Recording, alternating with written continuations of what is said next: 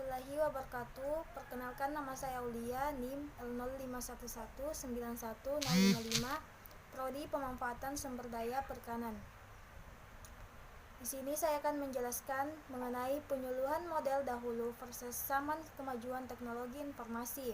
Pengertian penyuluhan. Istilah penyuluhan pada dasarnya diturunkan dari kata extension yang dipakai secara meluas di banyak kalangan. Dalam bahasa Indonesia, istilah penyuluhan berasal dari kata dasar suluh yang berarti pemberi terang di tengah kegelapan. Penyuluhan dapat diartikan sebagai proses penyebarluasan informasi yang berkaitan dengan upaya perbaikan cara-cara berusaha tani demi tercapainya peningkatan pendapatan dan perbaikan kesejahteraan keluarganya.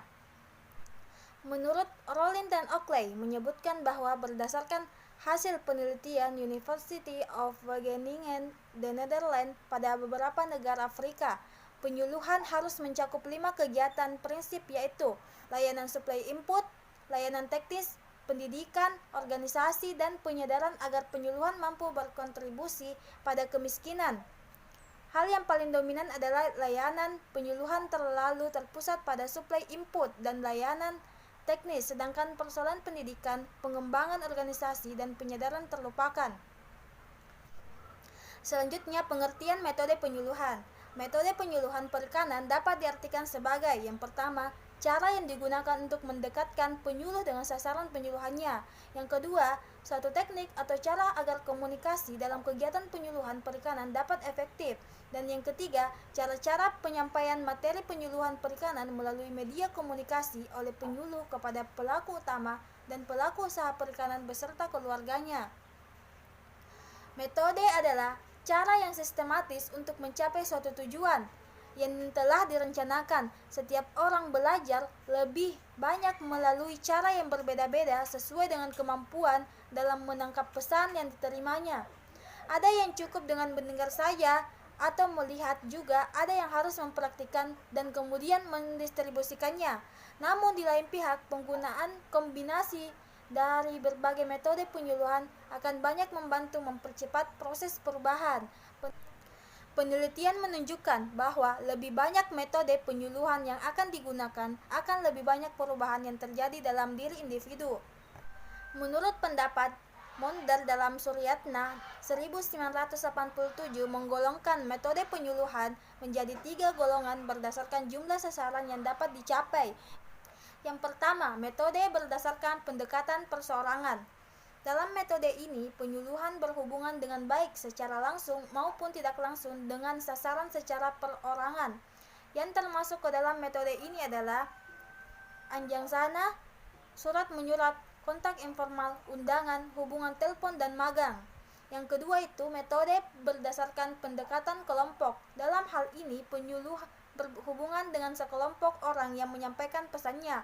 Beberapa metode pendekatan kelompok antara lain ceramah dan diskusi, rapat, demonstrasi, temu karya, temu lapang, sarasehan, perlombaan, pemutaran slide, penyuluhan kelompok lainnya.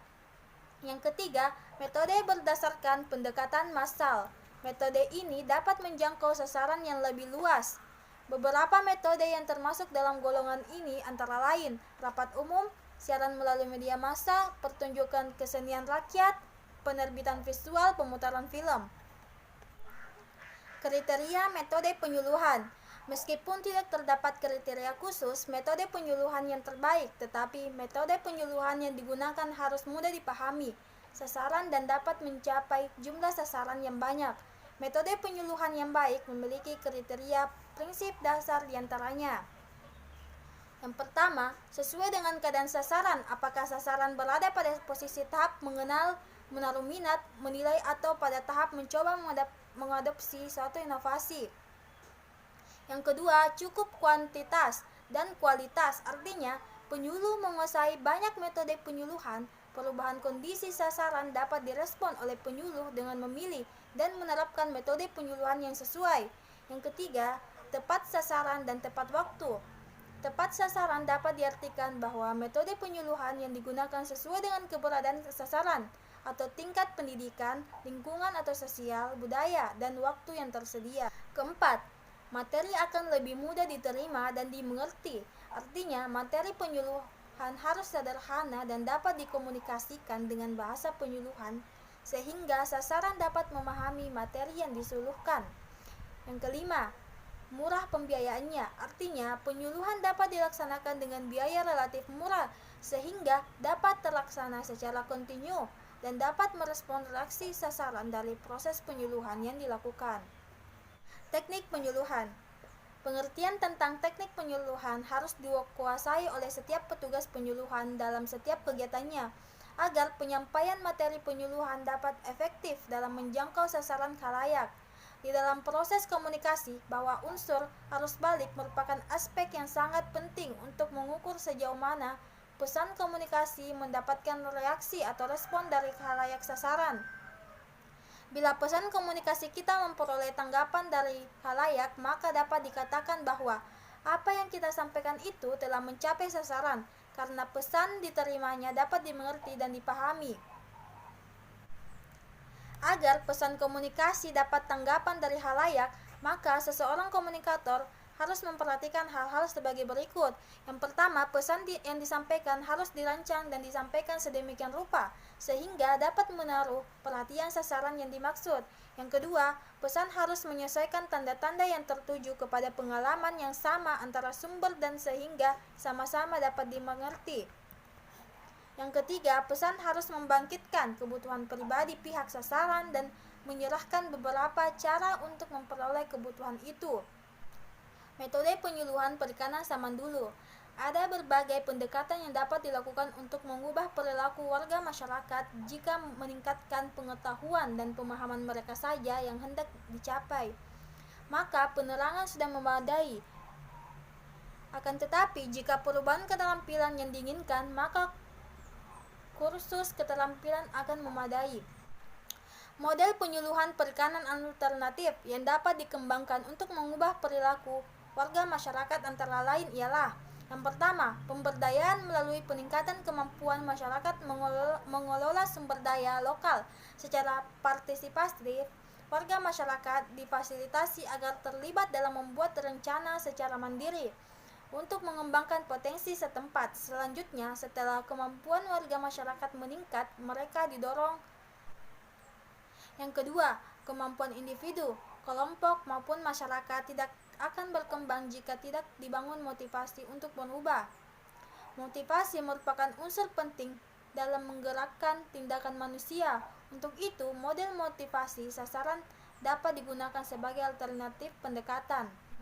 Yang ketiga, terdapat 3 unsur utama dalam penyuluhan perikanan, yaitu sumber daya alam atau manusia, swasta, dan pemerintah.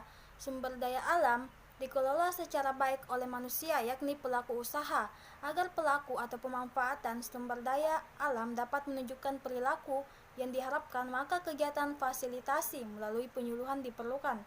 Pemerintah menerapkan perangkat kebijakan yang mengatur pemanfaatan sumber daya alam, termasuk perikanan, untuk bertindak guna menjamin kebutuhan hidup keluarga dan komunitasnya. Metode penyuluhan perikanan zaman sekarang. Metode adalah cara yang di dalam fungsi kegiatannya merupakan alat untuk mencapai suatu tujuan.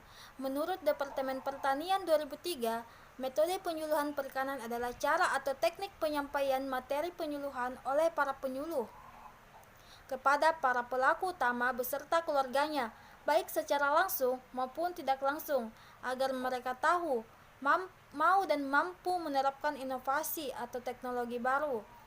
Metode penyuluhan perikanan dapat digolongkan berdasarkan teknik komunikasi atau penyuluhan langsung dan tidak langsung, jumlah sasaran yang dicapai atau perorangan, kelompok, dan massal.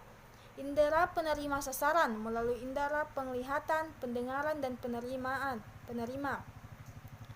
Kelebihan dari metode penyuluhan berbasis teknologi adalah: yang pertama, pengembangan kelembagaan penyuluhan; yang kedua, penguatan ketenagaan penyuluhan; yang ketiga, perbaikan penyelenggaraan penyuluhan; yang keempat, penguatan dukungan teknologi pada usaha tani atau agribisnis di tingkat petani; yang kelima, perbaikan pelayanan teknologi dan informasi pertanian. Kelemahan dari metode penyuluhan berbasis ICT adalah: yang pertama, belum semua petani mau dan mampu menerima adanya teknologi.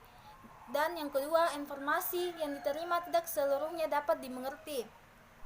Manfaat penyuluhan perikanan. Eksplanasi fungsi menurut Undang-Undang Nomor 16 Tahun 2006 tentang Sistem Penyuluhan Pertanian, Perikanan, dan Kehutanan.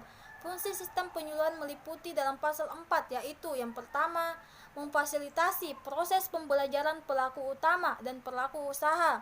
Yang kedua, mengupayakan kemudahan akses pelaku utama dan pelaku usaha ke sumber informasi, teknologi, dan sumber daya lainnya agar mereka dapat mengembangkan usahanya. Yang ketiga, meningkatkan kemampuan kepemimpinan, manajerial, dan kewirausahaan pelaku utama dan pelaku usaha. Yang keempat, membantu pelaku utama dan pelaku usaha dalam menumbuh kembangkan organisasinya menjadi organisasi ekonomi yang berdaya saing tinggi, produktif, menerapkan tata kelola berusaha yang baik dan berkelanjutan. Yang kelima, membantu menganalisis dan memecahkan masalah serta merespon peluang dan tantangan yang dihadapi pelaku utama dan pelaku usaha dalam mengelola usaha. Dan yang keenam, menumbuh kembangkan kesadaran pelaku utama dan pelaku usaha terhadap kelestarian fungsi lingkungan. Ketujuh, melembagakan nilai-nilai budaya pembangunan perikanan yang maju dan modern bagi pelaku utama secara berkelanjutan.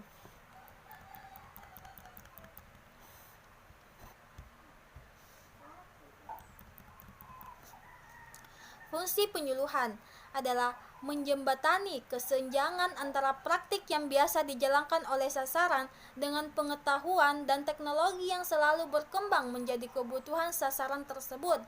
Dengan demikian, penyuluhan dengan para penyuluhnya merupakan penghubung yang bersifat dua arah, two-way traffic, antara yang pertama, pengetahuan yang dibutuhkan sasaran dengan pengalaman yang bisa dilakukan oleh sasaran. Yang kedua, pengalaman baru yang terjadi pada pihak para ahli dengan kondisi yang nyata dialami oleh sasaran. Karena itu, fungsi penyuluhan dapat dianggap sebagai penyamai dan penyesuaian program nasional dan regional agar dapat diikuti dan dilaksanakan oleh masyarakat, sehingga program-program masyarakat yang disusun dengan itikat baik akan berhasil dan mendapatkan partisipasi masyarakat. Kesimpulannya, metode penyuluhan yang paling banyak digunakan dalam penyuluhan perikanan di masa lalu lebih banyak memerankan penyuluhannya dibandingkan dengan para pelaku utama beserta keluarganya. Maka, sejalan dengan perkembangan karakteristik sasaran, metode penyuluhan yang digunakan hendaknya lebih memerankan pelaku utama beserta keluarganya, sedangkan penyuluhan perikanan secara berangsur menjadi fasilitator atau menjadi penghubung. Penyuluhan pada masa lalu juga masih menggunakan pendekatan penyuluhan yang masih sederhana, sehingga suatu yang disampaikan cenderung sulit tersampaikan karena harus menemui langsung objek, tetapi materi yang disampaikan lebih mudah untuk diterima. Sedangkan masa sekarang, penyuluhan kebanyakan menggunakan teknologi seperti TV, handphone, internet, dan lain-lain, sehingga memudahkan penyuluh menyampaikan materi, tetapi metode ini kurang efektif di mana tidak semua orang bisa paham menggunakan teknologi. Sekian dari saya. Wassalamualaikum warahmatullahi wabarakatuh.